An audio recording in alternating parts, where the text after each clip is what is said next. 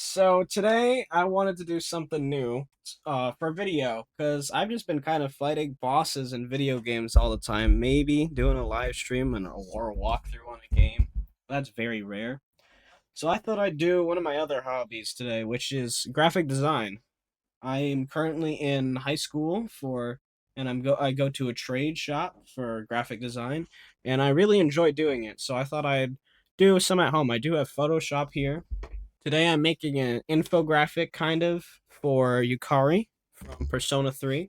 While I was in graphics, I finished my work up a little early, so I did have something to go off of. I made like a prototype, but I made it of a different character. I made it for Yu Narukami from Persona 4. So I had a little bit of inspiration while I was working on that, and then I kind of transformed it into what the final product was. The first thing I wanted to do was I wanted to have Yukari at the top, and the little circle thing that appears under the words mass destruction kind of turn into, or kind of cover like a maybe black or a blue, so that it could have good contrast and really Yukari would pop off of the thing and straight out into your eyes. That didn't really turn out too well, so I went and put it back at the bottom after a while, and I used the little eyedropper tool on the surrounding circle so that I could copy the color. With the color I copied, I drew over the words and text and stuff on the actual thing and rounded off the circle so that the text wouldn't get caught up with the actual image, because there was going to be, since it's an infographic, I was going to have text on it anyways. So I just got rid of that with the eyedropper tool. I did it on a separate layer, so in case I screwed something up, I could just go and undo it, and it wouldn't really have an effect on the actual layer. And when I was finished, I used the merge layers feature in the layers panel on. Once that was done, I tried to get a circle that was sort of matching the little circular pattern at the bottom I was trying to have the contrast originate from in the first place. It didn't really work out too well, but I could fix that later. So what I did was I used the eyedropper tool again while I was in the color select area on the right on stroke so that I could copy Yukari's hair, and it would blend nicely with the top of her portrait, so it didn't look like it was being cut off or anything. I used a font called Coco Goose that I thought was a similar slab serif to the text that you'd see on the all out attack screens. It's not an exact replica. I just kind of searched around on defont.com for a little bit till I found a cool looking font. There is a problem with this font, and that is that it does not have any numbers. So I had to use a different font for if I wanted to use numbers or something. After that, I tried to get the Lover's Arcana card and Isis and position them somewhat neatly on the page until I could fix them around. I had an idea where I would kind of put the card at the bottom and then have it cut off where the circle ends at the bottom so that it would look like it was just phasing in. Not phasing in. I don't think that's the right word. I'm currently playing Persona 3 while I'm recording the audio for this video. I wanted to do a voiceover for this one to see how it would work. I think on the next one I'll just record my thoughts instead of saying them internally, so I don't have to record audio and then edit it all together. I can just kind of cut in and out. But after I was done with that, I put the lover's card on the right and Isis. I used there's an option to like flip stuff around on the bottom bar, and I used that so Isis would be facing right. After that, I kind of messed around with the eyedropper tool once I kind of got what I wanted out of the lover's card. And then after I was done experimenting with colors, I screwed around with the circle so that it would match closer to the bottom so it didn't look out of place or like kind of weird. I don't know how to describe it exactly, but basically I just made the circle super big and then filled it in and stuff.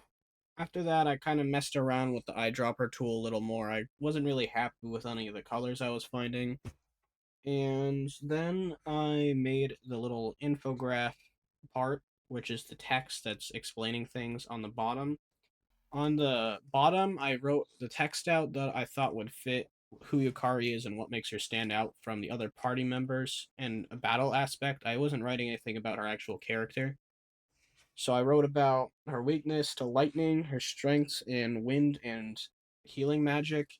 It took me a while to finish this text, longer than I'd like to admit, because I use a Mac at my graphics design class, and I use a Windows computer here.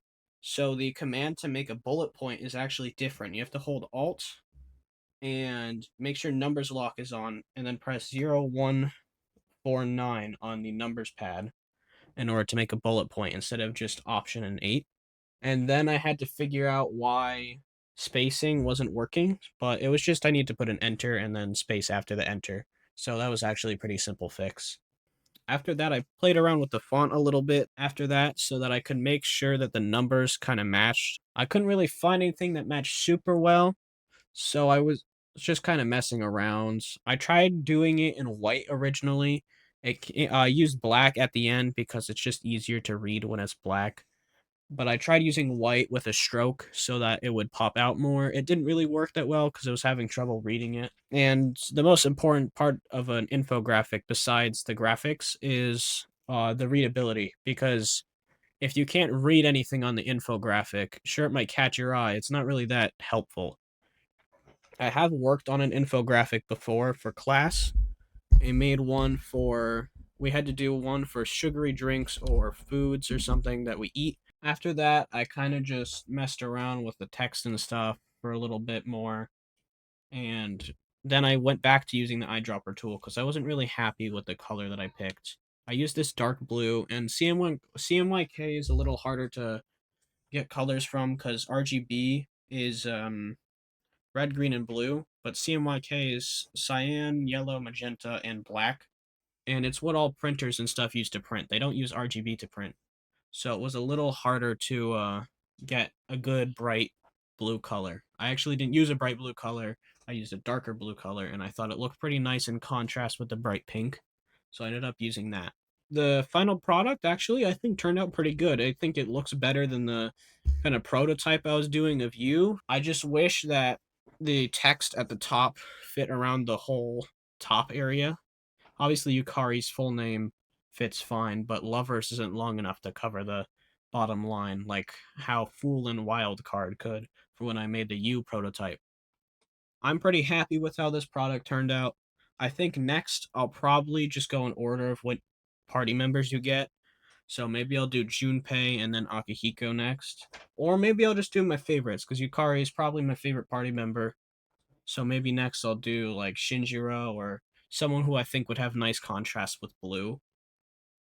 Anyways, that's really all I have to say. Hope you enjoyed the video.